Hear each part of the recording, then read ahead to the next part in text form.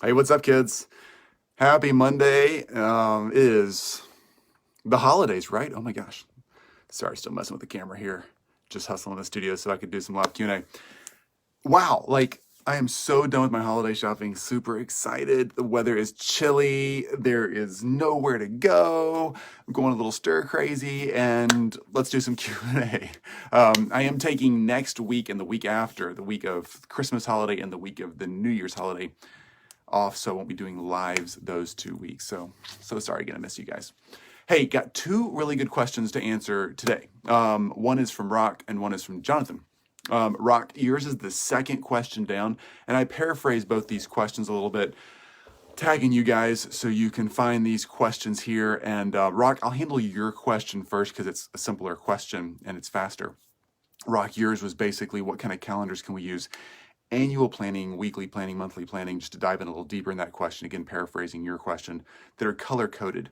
So Roc, by the way, is in our mastermind. Roc, you have access to some of this already, and I just want to make sure we point you in the right direction. But ultimately, I would use a Google Calendar. I've used every kind of calendar out there. I have an Apple computer, have for the past 15 years when we're using Macs. So I've tried the Mac computer, I've tried Outlook, tried Google, tried every version of every other email provider out there who has calendars. And ultimately, I think the Google Calendar works the easiest, particularly Roc. I know you have a team that's extended and virtual, some local, some virtual.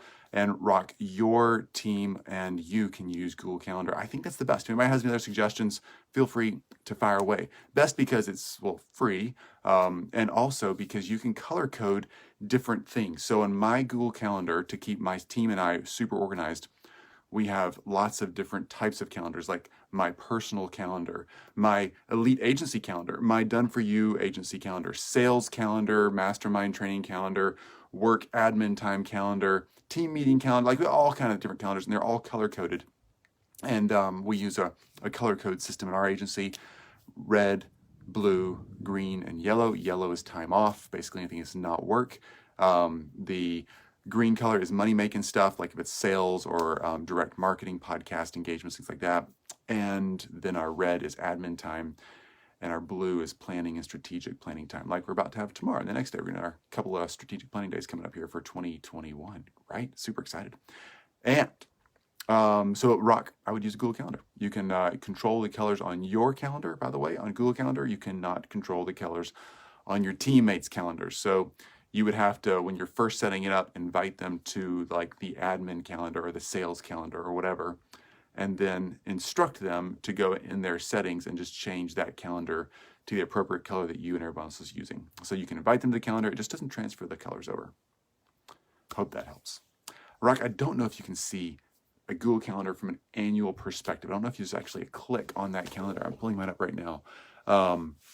You can see month to month, obviously, in the settings, or there's right next to settings, there's week, and I can go to day, week, month, year. Oh, look at that. I can see the entire year, but it probably does not show me whole days worth of calendars. Yeah, so Roc, I would just use, that's why I still use the spreadsheet that we have in our mastermind membership area for you.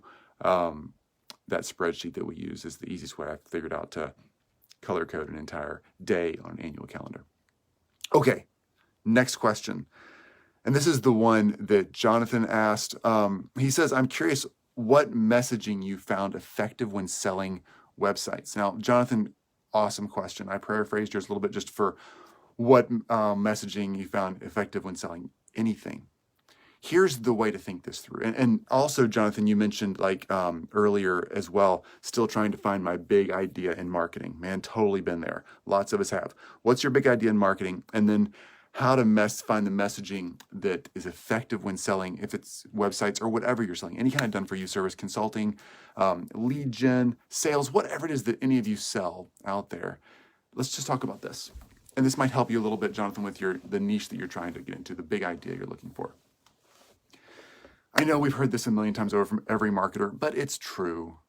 You got to find the problem to solve, right? You got to find the problem that creates a lot of pain that you can solve for your market. Okay, so let's just narrow this down and get really specific about this because it doesn't have to be this hard.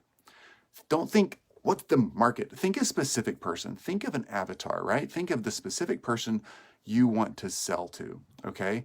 So let's say you're selling websites, Jonathan, just to use that since you brought it up, and you're wanting to sell websites to, I'm going to use siding companies because there's a siding company hammering nails on my neighbor's house next to me. So it's definitely on my mind this morning. So let's say you want to sell websites to like siding, carpentry, finished carpentry, external carpentry, that kind of thing. Painters, I guess, external surfaces of houses. The thing is not how do you sell a website to them? You got to figure out what their problem is and sell that solution. Okay. So if their problem is that they want a website and they've not really done anything in the past 20 years for marketing and need a website, then great. Sell a website, which is okay. You want an online business card or an online brochure. That's basically what a website is. Nothing happens, nothing good happens with a website, right? It's just going to take up digital space. No one will ever find it unless there's some really good SEO or you drive traffic to it. A website's only as good as it converts the traffic that comes to it. So the real thing they probably want is leads to get them new siding customers, okay? That's what they want. Whatever market, whatever avatar you're in, and anybody who's watching this, that is the thing you want. You want to know what do they really want. So if it's leads, Jonathan, for instance, then you'd want to sell them the opportunity to get leads, all right? A website might be the thing they need. They might need a mailer. They might need ads. They might need just a simple landing page. They might need a really deep website, depending on the space that you're serving. But ultimately, they probably want new leads, new customers. They probably just want customers, not even just leads. Leads are just a step in the right direction. Then you got to close them, right? So how can you help them solve that problem? You could sell them a website, or you could sell them real closed customers. So in the space that we work in, and we've become successful at this because of this methodology. We work with surgeons and subspecialties. We don't sell our surgeons websites. We sell our surgeons closed leads, all right? We bring them the right patients that they want in their practice. Yeah, a website becomes part of that often, or a mail out, or a billboard, or getting them PR and on the radio and on TV, or getting them published somewhere else in some big journal. It depends. It could be digital ads, it could be a Facebook group, it could be social media postings. The point is, they want to know how to solve a problem. And that's what you're there to do, all right? You're there to find out what they want. So if a client says they want websites, they really don't want a website probably. They want what they think a website does, which is probably generate leads or a source of income or a source of connection to their market. So, Jonathan, if you're a website builder, take off the website builder hat for a second and think through what is it this person is really trying to accomplish. And if a website fills that void, then yay you, but still don't sell them a website.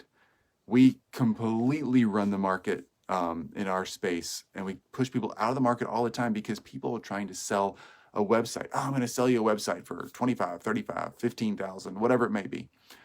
$1,000, $25,000. I don't care. They're trying to sell a website, and it's got 5 sub pages and all this drop down and SEO content.